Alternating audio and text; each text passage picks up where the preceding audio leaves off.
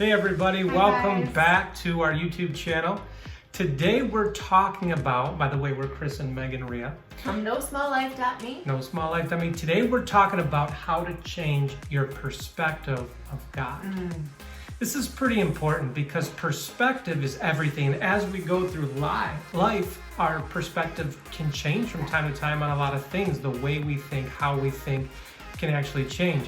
So to illustrate this, remember when you were a kid and everything kind of seemed huge? Massive. There's so many things. Like I remember going to Chuck E. Cheese when I was a kid, and that place just seemed ginormous, as Megan would say. Just huge. The place just seemed huge. The games were big. Yeah. Chuck E. Cheese was larger than life. That Right. pizza was huge. Huge pizza. Skee ball. Y'all remember skee ball? I'm very good at skee ball. Seems so big. Well, a couple years ago, we brought our niece to Chuck E. Cheese, and we were completely surprised by how small that place seemed. I mean, we hadn't stepped foot in one in over maybe 15, 20 years, for sure. maybe longer. I hadn't skee balled in a while. And to see that place so small, Yeah. the machines were crammed in together, kids were everywhere, it was chaotic in there. There was a lot of flu symptoms happening. It just wasn't a good situation. That place seemed tiny to me. Yeah. Because what happened? We grew up and our perspective changed. Right. And that happens a lot in life. Yeah. Chuck E. Cheese didn't change. No, Chuck It E. was the Cheese same didn't Chuck E. change. Cheese, but we changed. We got older, Yeah. Chuck E. Cheese got smaller. Right. And sometimes this is what happens in our relationship with God. Yeah, for sure. As we grow older, it's proven that we begin thinking more logically. Our brains start thinking a little more logically the older we get. And so we start thinking differently than we did when we were younger. And all of a sudden we start second guessing things, doubts come into our mind. Can God really do everything that He promises in His Word? Is He really good? Is He really all powerful? Is He really there? And our thinking can take over, and our life circumstances can dictate, and our feelings can dictate how we view God and what our perspective of God is. And it begins to change. And so as we get older, sometimes God gets smaller in our eyes. Wow. And we take more on ourselves, and we start going into self-protection mode. And I can do this. If it is to be, it's up to me mode. Yeah, I've been there. But the truth is, I want to remind you that the big takeaway today is how to change your perspective is to remember that God is big. That's the one simple takeaway from today. If you forget all of the other, if you forget that I'm very good at skee ball, remember that our God is big, and He's probably much bigger than your current perspective of Him is in your mind. Yeah, because our problems and our circumstances get bigger, Huge in and our then minds. God starts to shrink, and we start putting Him to the back burner, and we say, well, I don't know if He's going to come through. Right. I just have to figure this out. Sure. I'm the worst offender of this, everybody, trying to figure things out on my own. Yeah. But God has just been reminding me of how big He is. And there's a story in the book of 2 Kings in the Bible. This story is awesome. It's about Elisha the prophet.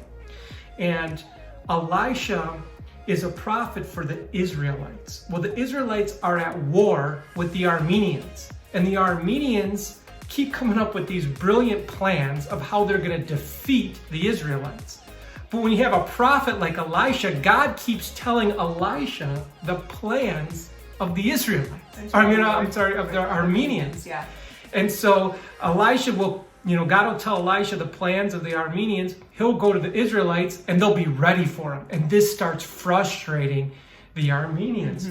So the king of Aram, what he does is he sends tons, almost all the firepower he has to Elisha's house, because he's going to take Elisha out. He figures if I take Elisha out, I'll get the Israelites. Right, that makes sense. Oh my gosh. So Elisha and his servant wake up one day and their house is surrounded by the enemy. Can you imagine? I mean, hundreds of thousands of soldiers ready to kill you. I mean, And the servant, Elisha's servant, is freaked out. He looks out the window. He says, oh my goodness, what are we going to do? They're surrounded us, and he's panicking. He's fearful. Sure. And Elisha says this. This is so amazing. I'm just going to read it. He says this in verse 16, 2 Kings 6:16. He says, don't be afraid, the prophet answered. Those who are with us are more than those who are with them. And Elisha prayed, open his eyes, Lord, so that he may see. Then the Lord opened the servant's eyes, and he looked and saw the hills full of horses and chariots of fire all around Elisha. All around him. So Elisha wasn't fearful. He saw into the spirit realm, and he saw that his God was huge, way bigger than the Armenian army. Yeah. And sometimes when we go through life, we have that same perspective that the servant had. We are not seeing into the spirit realm. We're not remembering how big God is. Yeah. We're looking at the circumstance. We're surrounded by the enemy. The enemy's lying to us. He's creating fear in our lives. Circumstances are out of control. We're worrying. We're panicking. Life is going not good. Right. And what do? Our perspective of God gets small. The enemy capitalizes on that. We become fearful. We take our eyes off of God. And the next thing we know, we're drowning. Because where you give your attention to, that thing grows, right? Wherever you fix your focus, that thing grows. And what's so amazing about this story, I want that kind of faith, that kind of confidence that Elisha had, that was just like, he wasn't shaken. You know what I mean? Like the servant woke him up, and the servant's freaked out, and he's panicking, obviously, rightly so. Most of us would. Yeah. But Elisha isn't even phased. At least that's how the 2 Kings brings it across. He's like, don't worry. God opened his spiritual eyes and let him see what's actually happening. And you guys, that's the reality that we're blind to a lot of times. That's our reality. Yeah. That's our reality every single day. We have a God who is over everything, and he's so much bigger than our circumstances are, and he has the power to not only change our circumstance, but to give us hope for a bright future. That the future is good and full of good things for us, despite what our circumstances look like. So a couple reminders that I'm reminding myself right now is, number one, to fix my eyes on Jesus, to remember he's the author and finisher of my faith, that he's big. And another one is, he who began a good work in you will carry it out to completion. So Megan and I, our prayer for you today is that the Lord would open your eyes so that you could see how big he is and how small the enemy is in your life.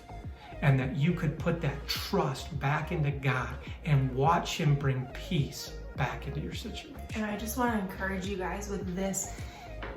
Like Chris said, there's going to be circumstances. I know whatever you're walking through right now, it can be so tempting to make God feel small, to question where he is for you. And I just want to tell you, every time that fear, that lie, that thing just keeps creeping up in your soul, just speak it out. Say, my God is bigger than that. My God is bigger than that. Like Chris said, he is faithful. He's the completer. He will not leave you. He's never lost a fight.